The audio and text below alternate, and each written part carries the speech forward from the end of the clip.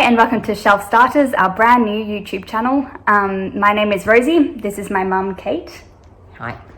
And we thought we would start off by doing the newbie tag. So should we jump right into it? Why not? All right. Why did you start this channel?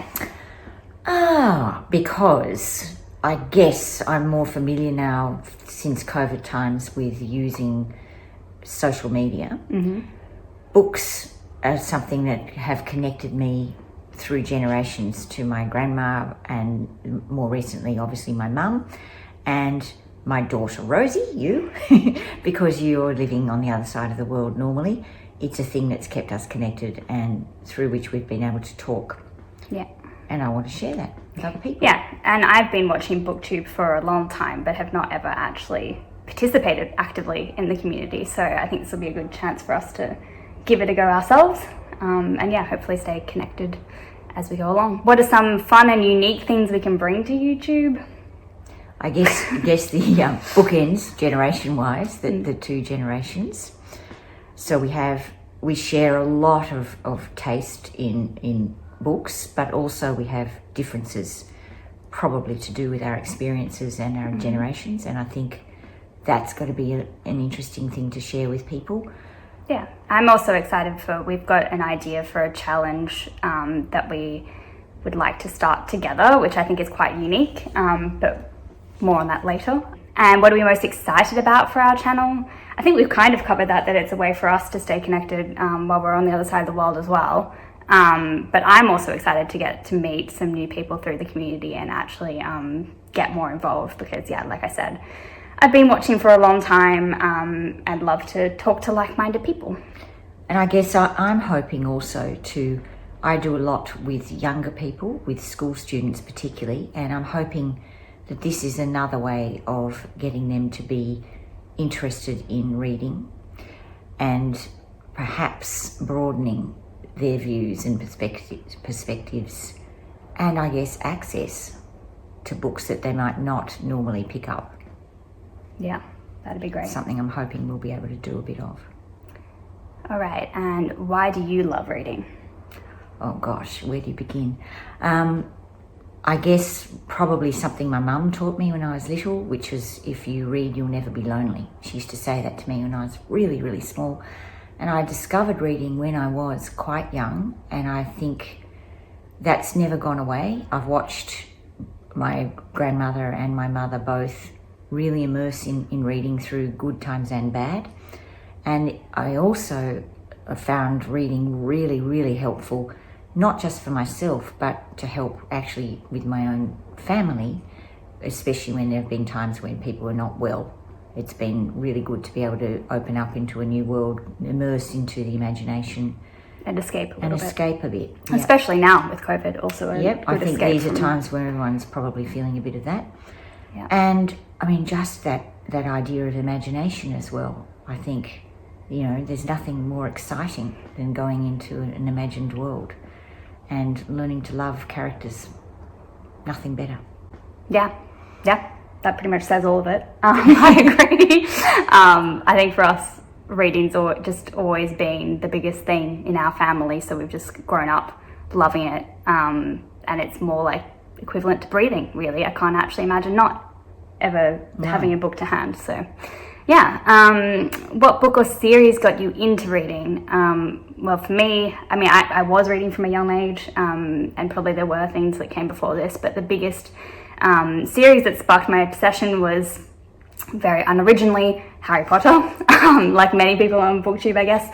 And I think from that point onwards, I was a lot more invested into the world and different characters that you read about. So yeah.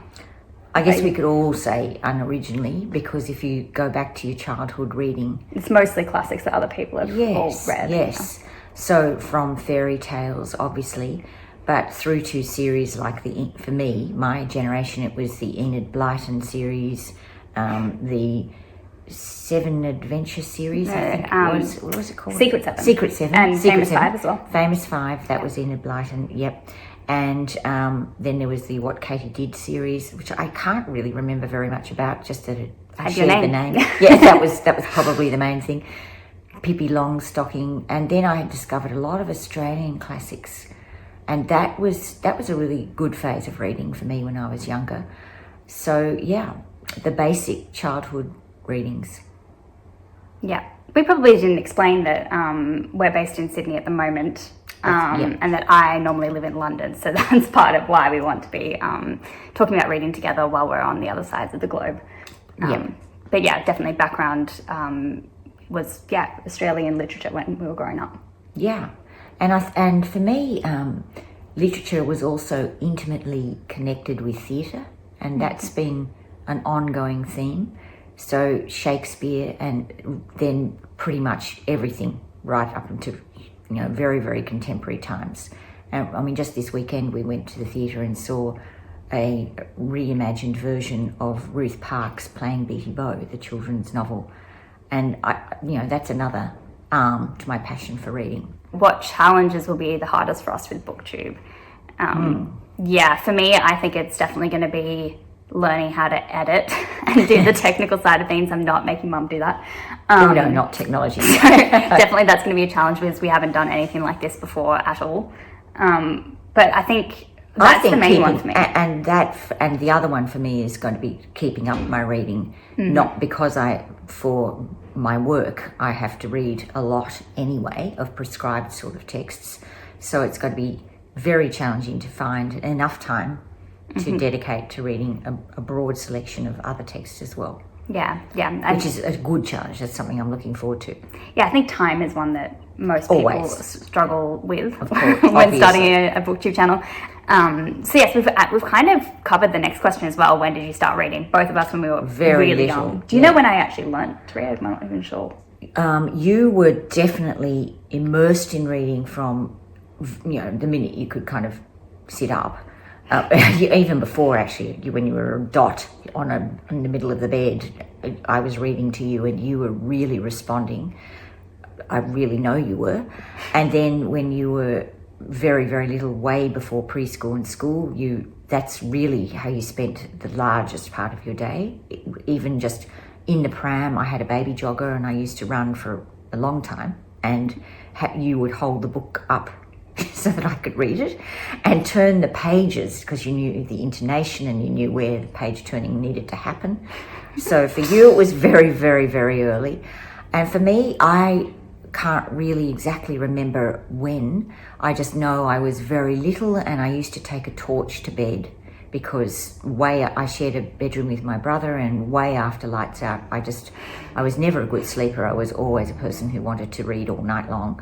And I remember that the torch was my salvation. I did that too. I think that should be another question that gets asked on the BookTube newbie tag, is how many people did secret reading as children? Because I think that's quite a common thing, at least when you have siblings and have to share the same shared bedtime. Bedrooms and shared times for sure. Yeah. All right. What about where do you like to read? Oh, in bed. Yeah. It's probably a favourite place. On a chaise. beach.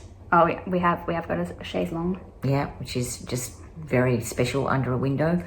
I think often in the privacy of your own room. Yeah, somewhere quiet and cosy.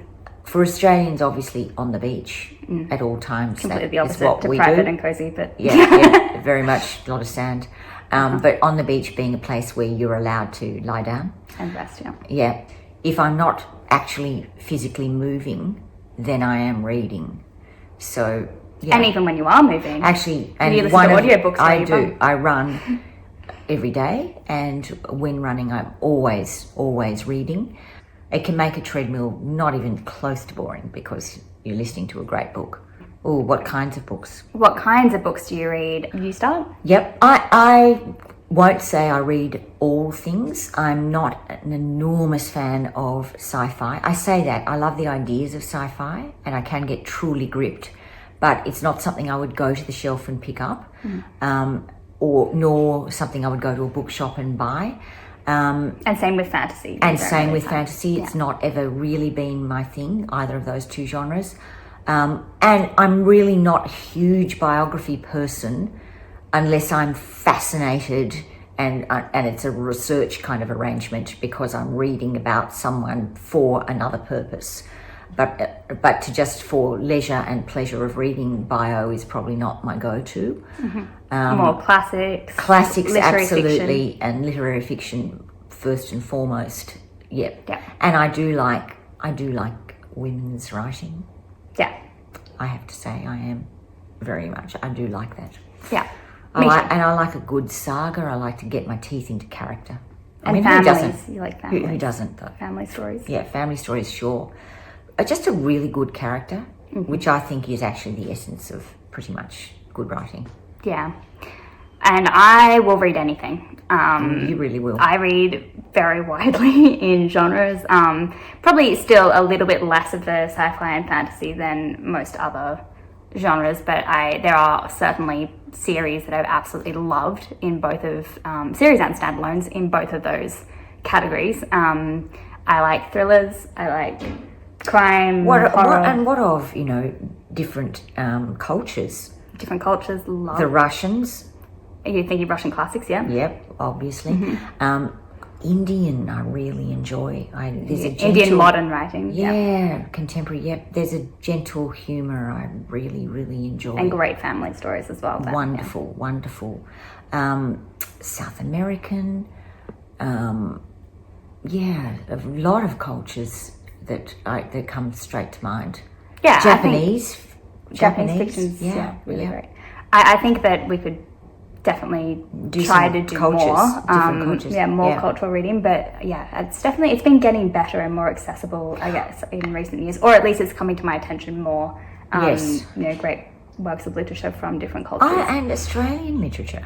Australian literature, very underappreciated, I feel. There's some beautiful Australian literature. Yeah. Both classical and contemporary. Mm-hmm. I actually don't mind reading quite a bit of children's literature and young adult as well. You enjoy young adult especially, don't you? I like, I'm 27 at the moment, so not exactly You're way past that. Young adult. But I think what I find in young adult is that it often addresses current issues and topics that isn't actually as commonly found in adult literature and is very important to read about. So it's almost more daring in a sense, the topics that get taken on by young adult writers. So that makes sense. I really enjoy reading about that, and I like to see the amazing worlds that get created for children's literature as well. So that's the end of the tag. Do you have anything else to add? No, really. Unless you want to talk about what we're reading now. Yeah, what we're currently reading. You want to go first? So I've just finished, which I don't have because it's now actually on the shelf with me, which is After the Truth, which was After the Truth. I quite enjoyed that. It was, it's light, but it's a very easy read. Very accessible, especially I think to anyone who's ever been to a reunion, a school reunion or a college reunion. What's it about? So it's about a group of people who come back to college, and they're in their 30s. So they've gone to the very next stage where they're either having families or they've actively chosen not to. Lots of interesting kind of spin-offs in terms of their sexuality and gender issues. Good read, fun, interesting read, and very accessible and relatable. So I enjoyed that.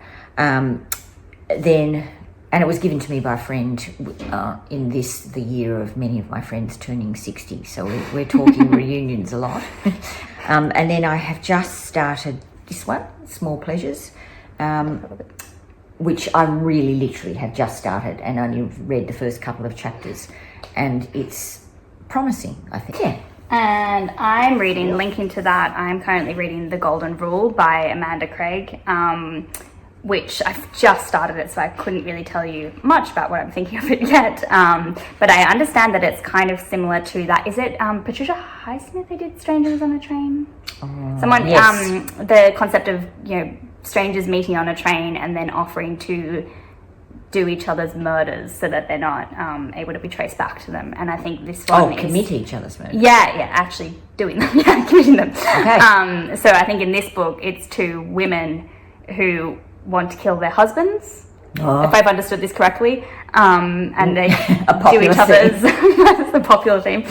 So the reason we're reading these as well is obviously they're both being long listed for the Women's Prize for Fiction, and I'm certainly going to make it one of my goals this year to read the long list, because I do usually love the books that get nominated. So yeah, we're working through it. Yeah. See how we go. Maybe we'll wrap it up there. Thank you all for watching, and hopefully see you again soon. Bye. Bye.